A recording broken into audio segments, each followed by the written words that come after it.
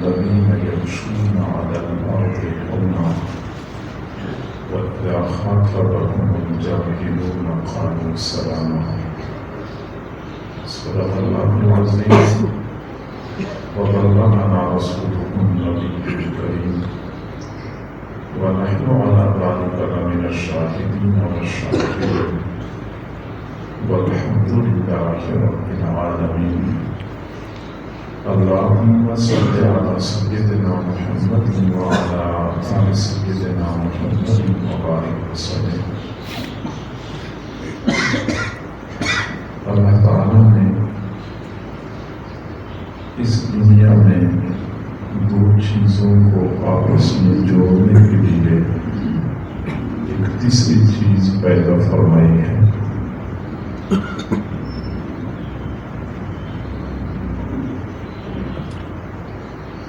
دو لکڑیوں کو آپس میں جوڑنے کے لیے اللہ تعالیٰ نے کیل اور تیج کو پیدا فرمایا. لوہے کے دو ٹکڑوں کو آپس میں جوڑنے کے لیے اللہ تعالیٰ نے ویلڈنگ کا انتظام فرمایا.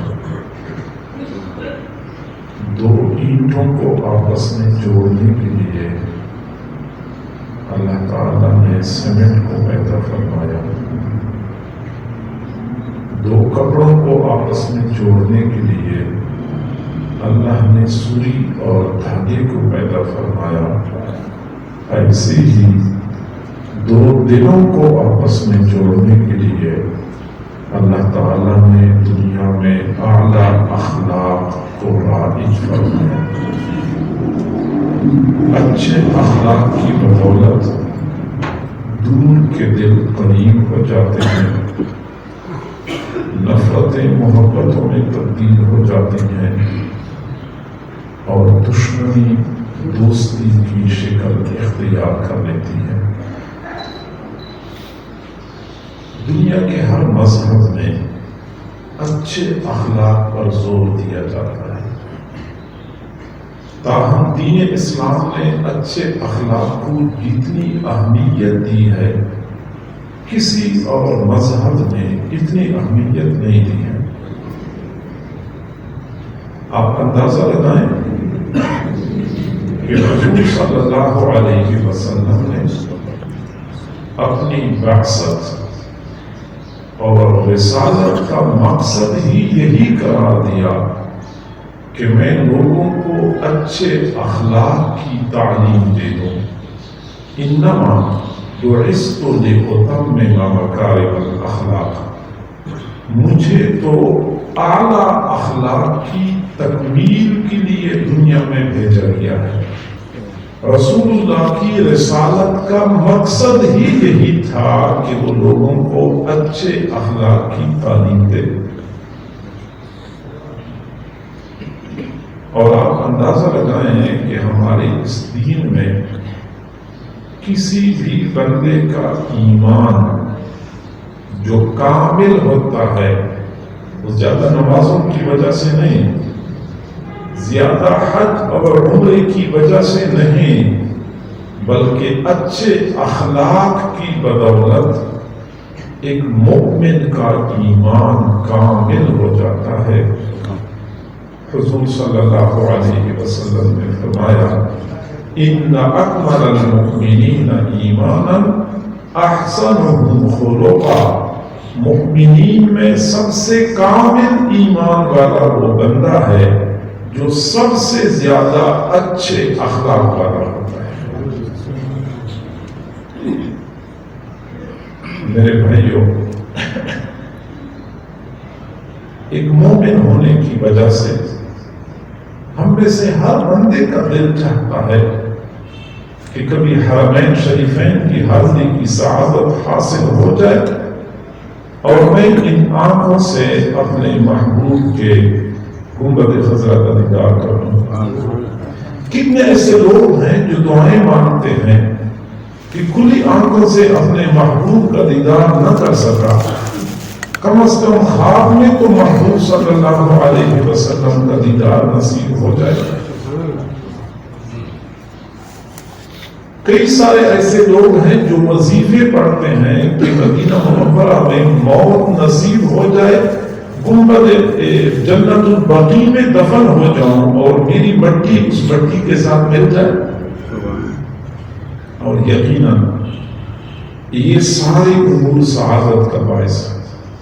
جنت البقیع میں دفن ہونا سعادت کا باعث ہے، گنبد خضرا کی زیارت سعادت کا باعث.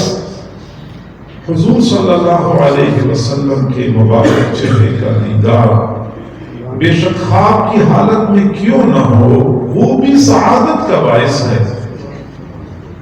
لیکن میں بتاؤں کہ ان تمام سعادتوں سے بڑی سعادت یہ ہے کہ کسی بندے کو قیامت کے دن حضور صلی اللہ علیہ وسلم کے مبارک ہاتھوں سے حوض کوثر کا جام نصیب ہو. کسی بندے کو محبوب صلی اللہ علیہ وسلم کے مبارک قدموں میں جگہ نصیب ہو جائے. اور یہ سعادت کن لوگوں کو حاصل ہوگی؟ حضور صلی اللہ علیہ وسلم نے فرمایا ان احبکم الی وَأَقْرَبَكُم مِّنِّي مَنزِلَةً يَوْمَ الْقِيَامَةِ أَحَاسِنُكُمْ أَخْلَاقًا. تم میں سے مجھے سب سے زیادہ محبوب اور قیامت کے دن مرتبے کے اعتبار سے مجھے سب سے زیادہ قریب وہ شخص ہوگا جو سب سے زیادہ اچھے اخلاق والا ہوگا. اچھے اخلاق کی بدولت رسول اللہ کا قرب نصیب ہوگا. رسول اللہ کا محبوب ہوتا ہے وہ بندہ جو اچھے اخلاق والا ہوگا. ایک صحابی نے عرض کیا تدین یا رسول اللہ، اللہ کے رسول آپ جو دین لے کے آئے ہیں اس پورے دین کا خلاصہ اور نچوڑ کیا ہے، اس پورے دین کا مغز کیا ہے. قال خلق حسن، اچھے اخلاق اس پورے دین کا نچوڑ. میرے بھائیوں، ہماری اس دین میں اچھے اخلاق پر جتنا زور دیا جاتا ہے، ہمارے معاشرے میں اچھے اخلاق کی کمی اتنی ہی زیادہ پائی جاتی ہے. چنانچہ عام لوگ جو دین سے دور ہوتے ہیں وہ تو اچھے اخلاق سے محروم ہوتے ہی ہیں. وہ لوگ جو بظاہر بڑے دیندار بنے پھرتے ہیں، داڑھی بھی رکھی ہوتی ہے، مسجد میں پہلی صف میں نماز بھی پڑھتے ہیں، اہتمام سے تلاوت بھی کرتے ہیں، حج اور عمرہ بھی کیا ہوتا ہے، لیکن اخلاقی اعتبار سے وہ بیچارے بھی بہت گئے گزرے ہوتے ہیں. آپ پوچھیں ان لوگوں سے جو مسجد میں امام کے بالکل پیچھے کھڑے ہوتے ہیں اور کسی اور کو جگہ نہیں دیتے، ان کے گھر والوں سے پوچھیں کہ حاجی صاحب کے اخلاق کیسے ہیں، بیچارے کانوں کو ہاتھ لگاتے ہیں کہ اخلاق کا نہ پوچھیں.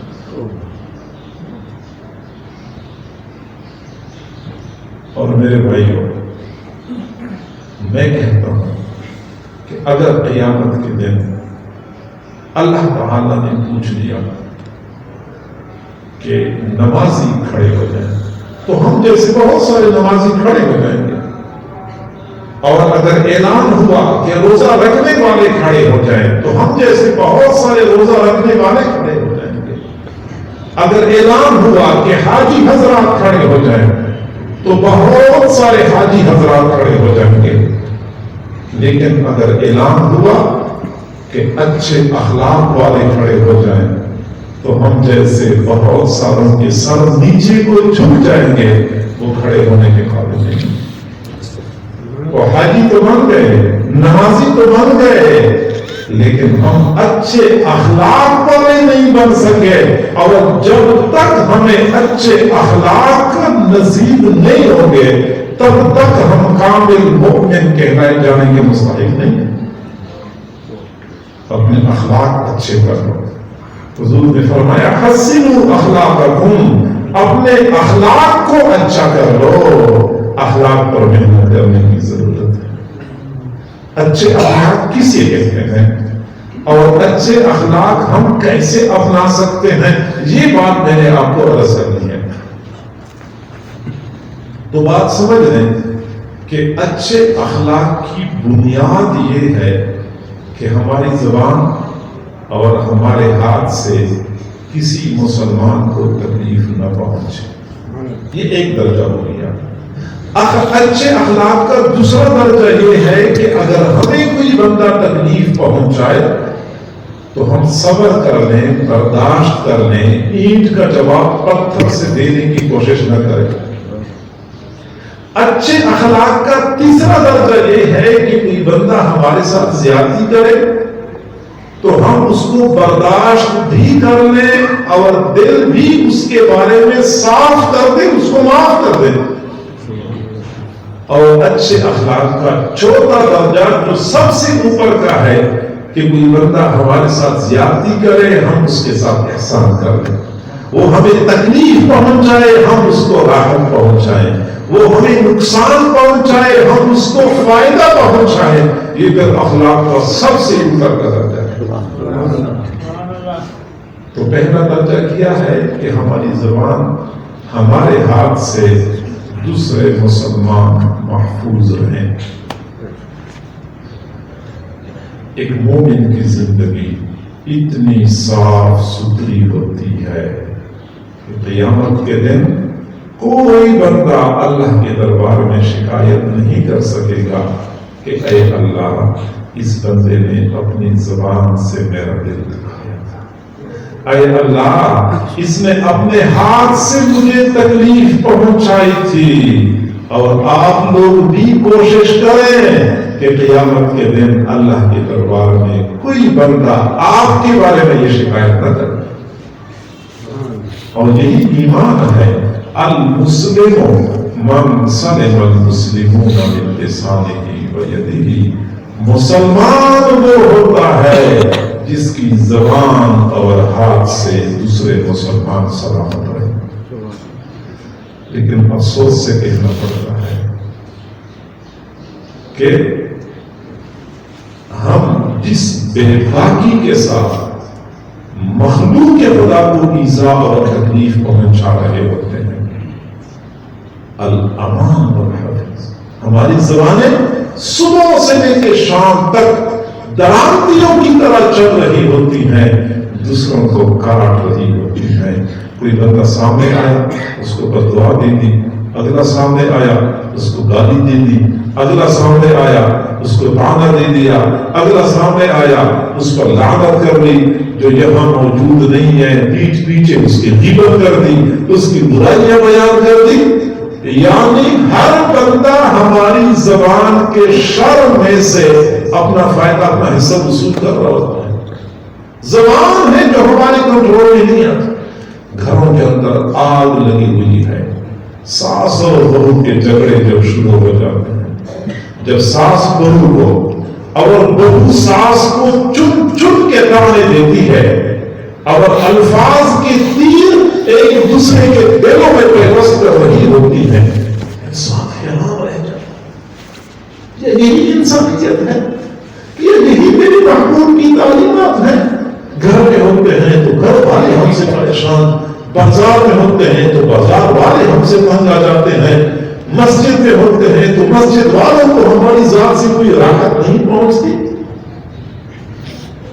یہ اسی کا نام ایمان اور اسلام ہے۔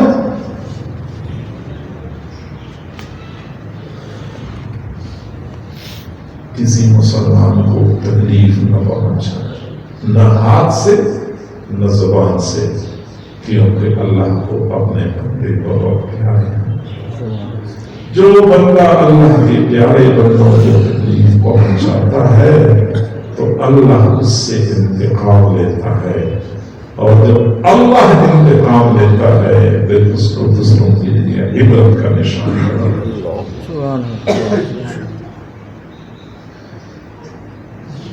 صحیح بخاری شریف کی روایت ہے، بنی اسرائیل کی ایک خاتون تھی، بدکار بد کردار۔ صحیح بخاری شریف کی روایت ہے، بنی اسرائیل کی ایک خاتون تھی، نیک متقی، گھر میں بلی پالی ہوئی تھی، بلی نے کوئی نقصان کر لیا، اس خاتون کو بلی پہ غصہ آیا، بلی کو باندھ لیا، اس کو بھوکا پیاسا رکھا۔ ایک بلی کو تکلیف پہنچانے کی وجہ سے وہ نیک متقی عورت جنت میں جانے کی بجائے جہنم میں جانے والی صرف بلی کو تکلیف پہنچائی۔ اگر بلی کو تکلیف پہنچائے تو نیک متقی عورت جہنم میں جانے والی بن جائے، تو جو انسان کو تکلیف پہنچائے، جو اشرف المخلوقات ہے، پھر وہ حضور صلی اللہ علیہ وسلم کا امتی ہے، کلمہ گو مسلمان ہے، ہم اس کو تکلیف پہنچائیں اور پھر بھی ہم امید رکھتے ہیں کہ ہمیں جنت ملے گی، یہ خیالست و محالست جنون، حرام ہے جنت اس شخص پر جو اللہ کی مخلوق کو ایذا پہنچا۔ اپنی زبانوں کو تھام لیں، بے دھڑک اور بے باکی کے ساتھ استعمال نہ کریں۔ زبان سے کوئی لفظ نکالیں، پہلے سوچیں کہ میں جو بات کر رہا ہوں آگے سننے والے پر اس کا کیا اثر پڑے گا۔ ایسا تو نہیں ہے کہ سننے والا بیچارہ پریشان ہو جائے، یا میں جو بات کر رہا ہوں میرا مسلمان بھائی جو یہاں موجود نہیں ہے اس کی عزت کو نقصان تو نہیں پہنچے گا۔ پہلے سوچنا چاہیے۔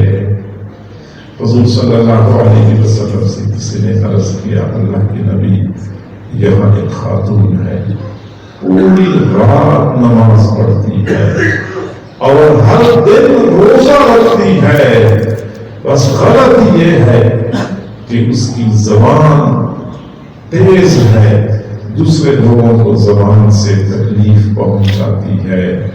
آپ صلی اللہ علیہ وسلم نے فرمایا، لا خیر فیہا، لا خیر فیہا ہی فی النار، ایسی عورت میں کوئی خیر بھلائی نہیں ہے، کوئی خیر بھلائی نہیں ہے، یہ جہنم میں جائے گی، یہ جہنم میں جائے گی۔ پوری رات نماز پڑھنے والی، ہر دن روزہ رکھنے والی، لیکن زبان کے استعمال میں بے احتیاطی ہے، فرمایا جہنم میں جائے گی۔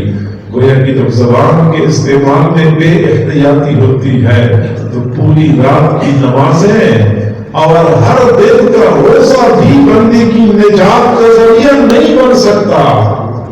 پھر حضور سے کسی نے عرض کیا، اللہ کے نبی یہاں ایک اور خاتون ہے جو زیادہ نفل نمازیں تو نہیں پڑھتی، زیادہ نفل عبادات تو نہیں کرتی، البتہ وہ اپنی زبان کے استعمال میں بہت احتیاط کرتی ہے، کسی کو تکلیف نہیں پہنچاتی۔ میرے محبوب صلی اللہ علیہ وسلم نے فرمایا، نعم ہے یا فی الجنہ، جی ہاں یہ جنت میں جائے گی۔ اپنی زبان، اپنے ہاتھ سے کسی دوسرے مسلمان کو تکلیف نہ پہنچائے۔ مخلوق کے خدا کے لیے آسانیاں پیدا کریں، ان کو تکلیف سے بچائیں۔ بخاری شریف کے بڑے بنی اسرائیل میں ایک آدمی تھا، بدکار بدکردار تھا، کہیں جا رہا تھا، راستے کے قریب کانٹے دار جھاڑی اگی ہوئی تھی اور اس کی شاخیں راستے کی طرف جھکی ہوئی تھی، آنے جانے والوں کو کانٹے دار شاخیں تکلیف پہنچا رہی تھی۔ اس نے ان شاخوں کو کاٹا، آنے جانے والوں کے لیے راستہ ہموار کر لیا، صاف کر لیا، فغفر لہ، اس بندے کی مغفرت کر دی۔ صرف اس وجہ سے کہ اس نے عام لوگوں کو تکلیف سے بچایا۔ میرے بھائیوں، حضور صلی اللہ علیہ وسلم نے فرمایا، ایمان کی کچھ اوپر 70 شعبے ہیں، ان میں سے ایک شعبہ یہ بھی ہے کہ راستے میں پتھر پڑا ہے، کانٹا پڑا ہے، روغا پڑا ہے، اس کو ہٹا لیا جائے، آنے جانے والوں کے لیے راستہ صاف کر دیا جائے، یہ ایمان کا شعبہ ہے۔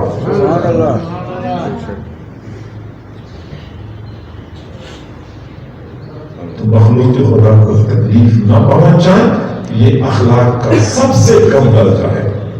اخلاق کا اس سے اوپر کا درجہ یہ ہے کہ اگر ہمیں کوئی بندہ تکلیف پہنچائے تو ہم صبر کر لیں، برداشت کر لیں اور فوراً رد عمل کا مظاہرہ کرتے ہوئے امتحان کے لیے کھڑے نہ ہوں بلکہ برداشت کر لیں، تحمل کا مظاہرہ کر لیں۔ حضرت موسیٰ علیہ السلام نے اللہ تعالیٰ سے عرض کیا، اے اللہ یہ لوگ میرے خلاف باتیں کرتے ہیں، ان کو مجھ سے روک لے، میرے خلاف باتیں کرتے ہیں، ان کو مجھ سے روک لے۔ اللہ تعالیٰ نے فرمایا کہ لوگ میرے خلاف بھی باتیں کرتے ہیں، میں برداشت کرتا ہوں، آپ بھی برداشت کرتے ہیں۔ یہ برداشت ہے۔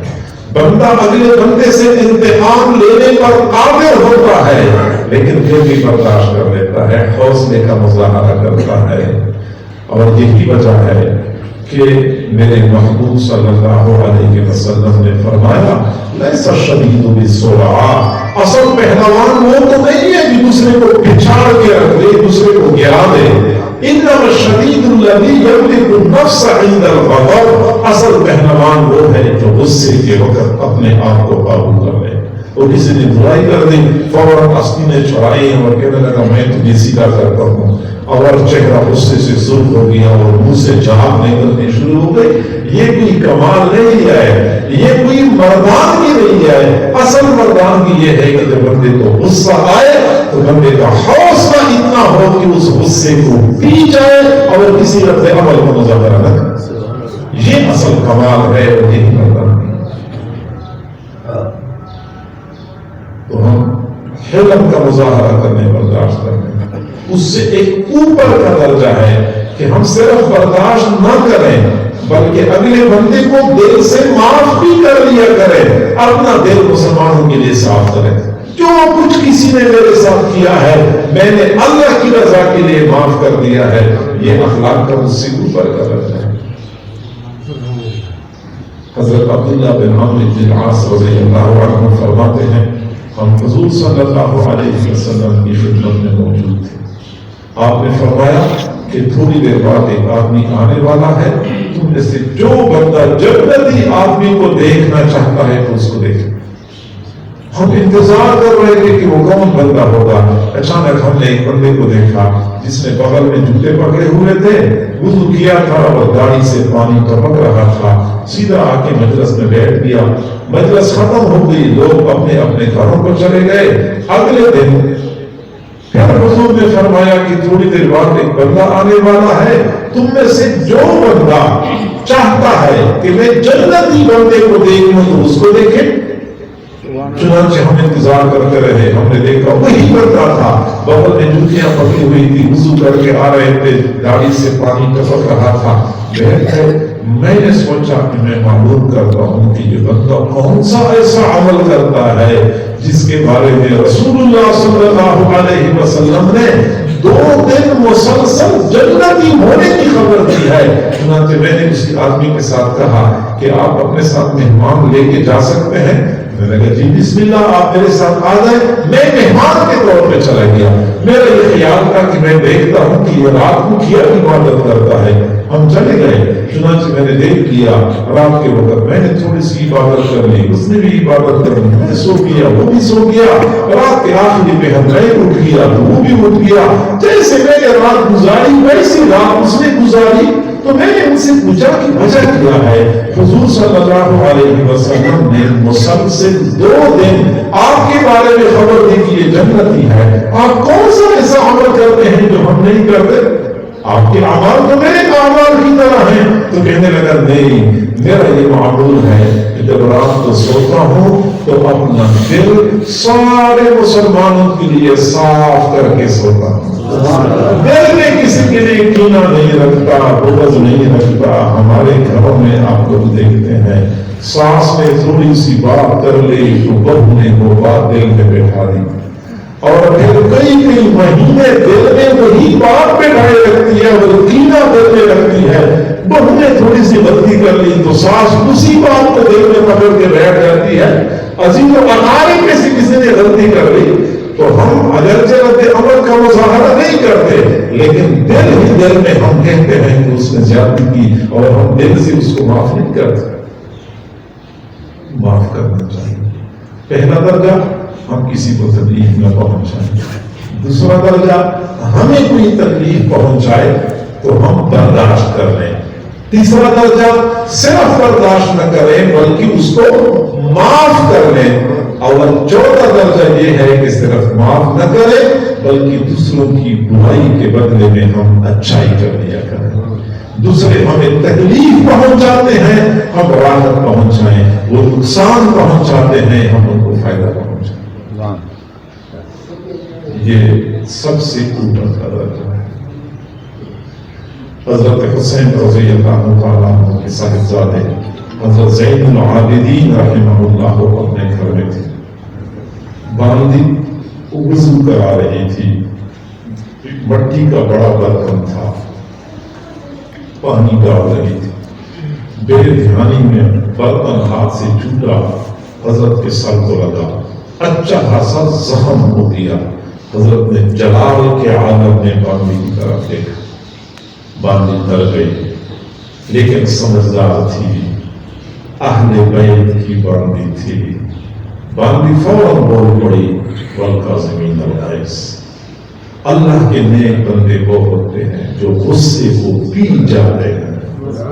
غصے کو پی جاتے ہیں. حضرت نے فرمایا میں نے غصے کو پی لیا. باندی نے اگلی بات کر لی والعافین عن الناس. صرف غصے کو نہیں پیتے بلکہ لوگوں کو دل سے معاف بھی کرتے ہیں. فرمایا عفوت عنک کے میں نے تجھے معاف کر دیا. باندی نے اگلی بات کر لی کہ واللہ یحب المحسنین. اللہ تعالیٰ احسان کرنے والوں سے محبت کرتا ہے. حضرت نے فرمایا کہ جا میں نے تجھے آزاد کر دیا, میں تجھ پہ احسان کر دیا. تو دیکھنا اسی ایک آیت میں اللہ تعالیٰ نے سمجھایا ہے کہ کوئی بندہ غلطی کرے تو اپنے غصے کو پی جاؤ. صرف غصے کو پینا نہیں ہے بلکہ اس کو معاف کر دو. صرف معاف نہیں کرنا بلکہ اس کے ساتھ احسان کر لو. یہ سب سے اوپر کا درجہ ہے.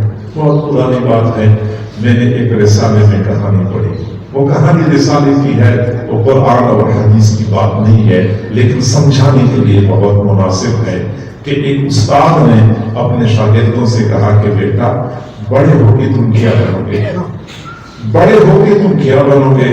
ایک شاگرد نے کہا کہ میں مفتی بنوں گا. اگلے نے کہا میں شیخ الحدیث بنوں گا. اگلے نے کہا میں قاضی بنوں گا.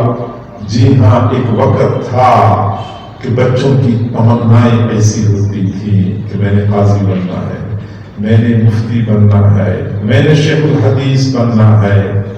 جبکہ ایک بچہ بول پڑا کہ میں بیری کا درخت بنوں گا, بیری کا درخت بنوں گا. باقی بچے ہنسنے لگے, عجیب ہے, بیری کا درخت بنے گا, انسان بھی بیری کا درخت بن سکتا ہے. اور بیری کے درخت میں کیا کمال ہوتا ہے کہ یہ بیری کا درخت بننے کے لیے بے قرار ہے.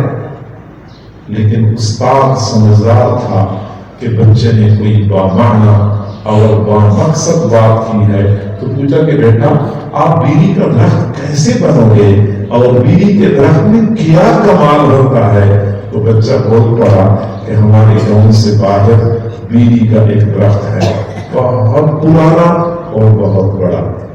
گرمیوں کا موسم ہوتا ہے, دوپہر کا وقت ہوتا ہے, شدت کی گرمی پڑ رہی ہوتی ہے.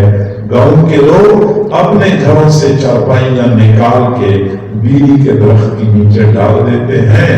بیری کا درخت خود تو اوپر سے شدید دھوپ میں جل رہا ہوتا ہے لیکن نیچے والوں کو ٹھنڈی چھاؤں مہیا کر رہا ہوتا ہے. میں ایسا بیری کا درخت بنوں گا, خود مشقت اٹھاؤں گا, دوسروں کے لیے راحت کا انتظام کروں گا. پھر بچے نے اگلی بات کر لی کہ جب بیری کے درخت کو پھل لگتے ہیں تو بستی کے بچے آتے ہیں, ان کی جھولیوں میں موٹے موٹے پتھر ہوتے ہیں, وہ درخت کی طرف پتھر پھینک رہے ہوتے ہیں, درخت بچوں کی طرف پھل پھینک رہا ہوتا ہے. میں ایسا بیری کا درخت بنوں گا, لوگ مجھے پتھر ماریں گے, میں ان کی طرف پھل پھینکوں گا, لوگ مجھے تکلیف پہنچائیں گے, میں ان کو راحت پہنچاؤں گا. یہ انسانیت کی معراج ہے. تکلیف پہنچانے والوں کے ساتھ بھی بندہ راحت والا معاملہ کرے، اور یہی میرے محبوب صلی اللہ علیہ وسلم کی تعلیمات ہیں۔ نہ صرف یہ کہ آپ نے زبانی طور پہ اپنی امت کو سمجھایا، بلکہ عملاً آپ نے کر کے دکھایا۔ وہ قریش مکہ جو آپ صلی اللہ علیہ وسلم کو مکہ مکرمہ میں جینے نہیں دے رہے تھے، جب میرے محبوب صلی اللہ علیہ وسلم فاتح بن کے مکہ مکرمہ میں داخل ہوئے، نہ صرف یہ کہ ان کے لیے عام معافی کا اعلان کر دیا، بلکہ ان کے گھروں کو لوگوں کے لیے دارالمان بنا دیا۔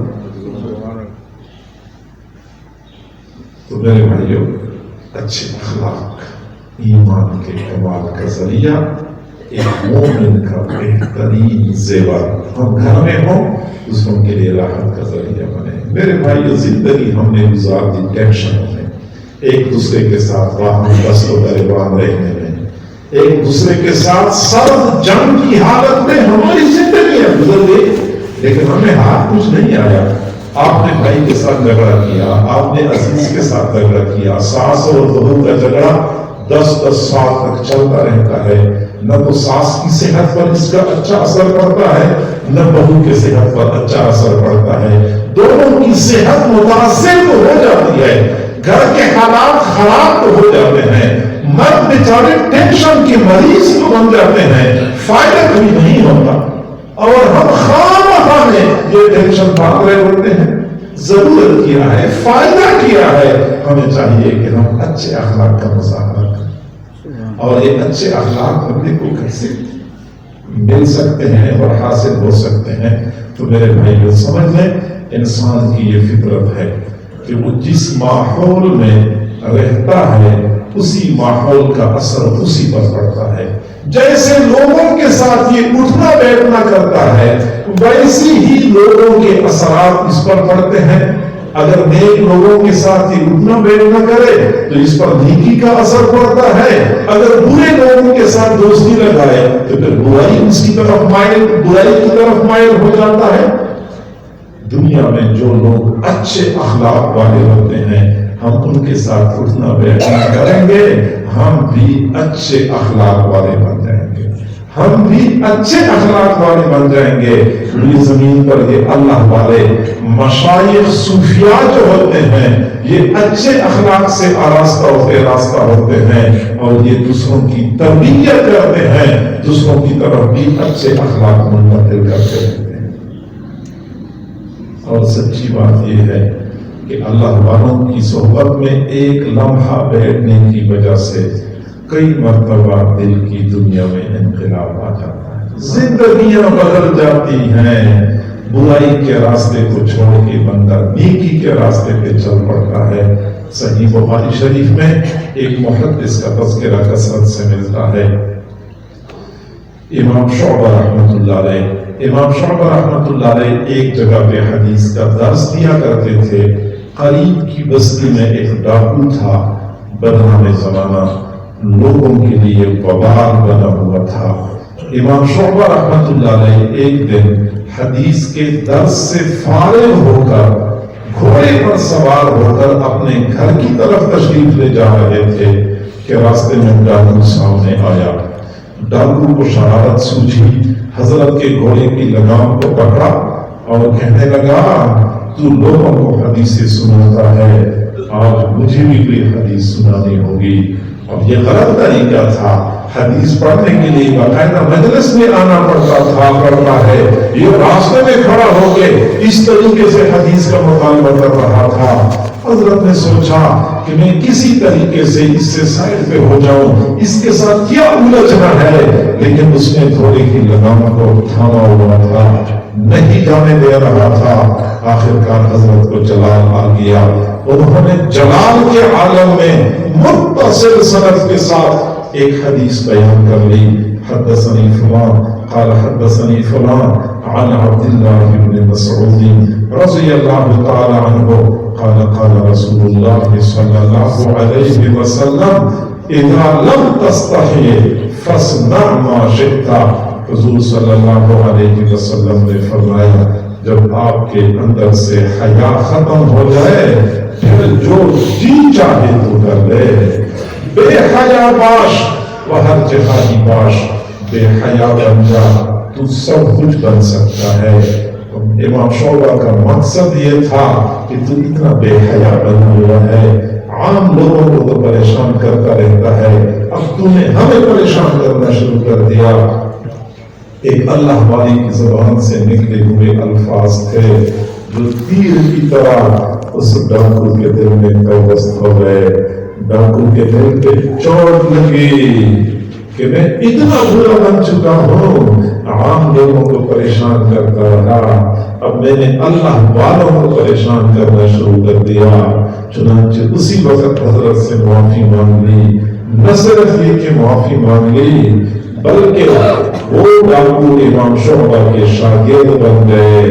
نہ صرف یہ کہ امام شعبہ کے شاگرد بنے بلکہ بعد میں وہی ڈاکو امام بخاری کے استاد بن گئے. آج محدثین کی دنیا میں اس ڈاکو کو عبداللہ بن مسلمہ کے نام سے یاد کیا جاتا ہے. کھولے بخاری شریف جا بجا آپ کو نظر آئے گا. امام بخاری فرماتے ہیں حدثنا عبداللہ ابن مسلمہ، حدثنا عبداللہ ابن مسلمہ، مجھے میرے استاد عبداللہ بن مسلمہ نے یہ حدیث بیان کی. اللہ والوں کی نظر پڑتی ہے، ڈاکو محدث بن جاتے ہیں. جو دوسروں کے خون کے پیاسے ہوتے ہیں وہ دوسروں پر جان نچھاور کرنے والے بن جاتے ہیں. جو دوسروں کے لیے مصیبت بنا کرتے تھے وہ دوسروں کے لیے راحت اور رحمت بن جاتے ہیں. اللہ والوں کے ساتھ تعلق جوڑیں، اچھے اخلاق نصیب ہو جائیں گے. اللہ تعالی ہم سب کو سمجھنے اور عمل کرنے کی توفیق عطا فرمائے. وآخر دعوانا ان الحمد للہ رب